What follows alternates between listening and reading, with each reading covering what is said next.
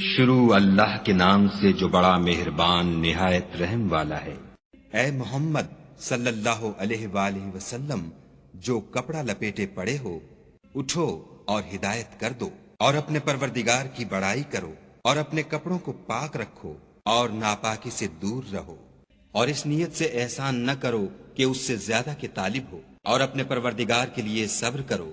جب سور پھونکا جائے گا وہ دن مشکل کا دن ہوگا، یعنی کافروں پر آسان نہ ہوگا۔ ہمیں اس شخص سے سمجھ لینے دو جس کو ہم نے اکیلا پیدا کیا اور مال کثیر دیا، اور ہر وقت اس کے پاس حاضر رہنے والے بیٹے دیے، اور ہر طرح کے سامان میں وسعت دی۔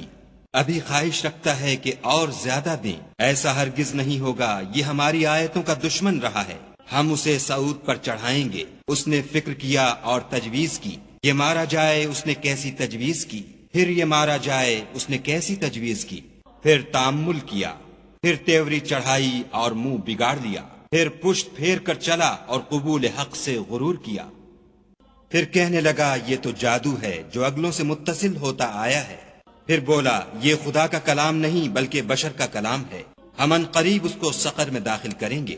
اور تم کیا سمجھے کہ سقر کیا ہے؟ وہ آگ ہے کہ نہ باقی رکھے گی اور نہ چھوڑے گی، اور بدن کو جھلس کر سیاہ کر دے گی۔ اس پر 19 داروغہ ہیں، اور ہم نے دوزخ کے داروغہ فرشتے بنائے ہیں، اور ان کا شمار کافروں کی آزمائش کے لیے مقرر کیا ہے، اور اس لیے کہ اہل کتاب یقین کریں اور مومنوں کا ایمان اور زیادہ ہو، اور اہل کتاب اور مومن شک نہ لائیں، اور اس لیے کہ جن لوگوں کے دلوں میں نفاق کا مرض ہے اور جو کافر ہیں کہیں کہ اس مثال کے بیان کرنے سے خدا کا مقصود کیا ہے۔ اسی طرح خدا جس کو چاہتا ہے گمراہ کرتا ہے اور جس کو چاہتا ہے ہدایت دیتا ہے، اور تمہارے پروردگار کے لشکروں کو اس کے سوا کوئی نہیں جانتا، اور یہ تو بنی آدم کے لیے نصیحت ہے۔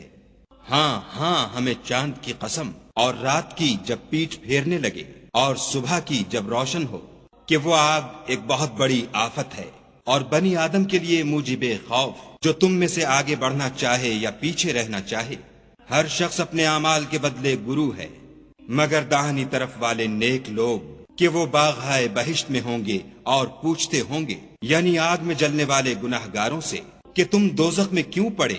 وہ جواب دیں گے کہ ہم نماز نہیں پڑھتے تھے اور نہ فقیروں کو کھانا کھلاتے تھے، اور اہل باطل کے ساتھ مل کر حق سے انکار کرتے تھے، اور روز جزا کو جھٹلاتے تھے، یہاں تک کہ ہمیں موت آ گئی۔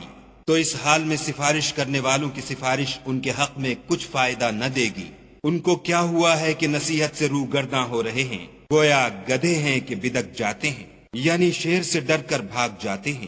اصل یہ ہے کہ ان میں سے ہر شخص یہ چاہتا ہے کہ اس کے پاس کھلی ہوئی کتاب آئے، ایسا ہرگز نہیں ہوگا۔ حقیقت یہ ہے کہ ان کو آخرت کا خوف ہی نہیں، کچھ شک نہیں کہ یہ نصیحت ہے۔ تو جو چاہے اسے یاد رکھے، اور یاد بھی تبھی رکھیں گے جب خدا چاہے، وہی ڈرنے کے لائق اور بخشش کا مالک ہے۔